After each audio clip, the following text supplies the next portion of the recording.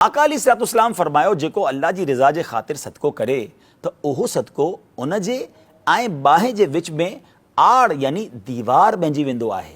हिक ॿी जाइ ते नबी पाक अलैहिस्सलाम फरमायो सदको ॾियो, सुभान अल्लाह, सदके जे ज़रिए पंहिंजे मरीज़नि जो मदावा यानी इलाज कयो। बेशक सदको हादसात ऐं बीमारियुनि जी रोकथाम कंदो आहे ऐं ही तव्हांजे आमाल ऐं नेकियनि में इज़ाफ़े जो बाइस आहे। प्यारा इस्लामी भाइरो, चाहे अमीर हुजो या ग़रीब हुजो, सदको ज़रूरु ॾींदा करियो। अवां जूं परेशानियूं ख़त्म थींदियूं।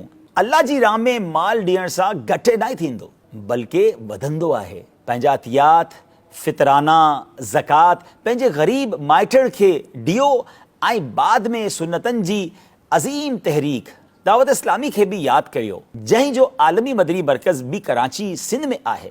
सिंध जे ॻोठ ॻोठ में क़ुरान जो नूर पहुचाइण में दीन जी मदद करियो।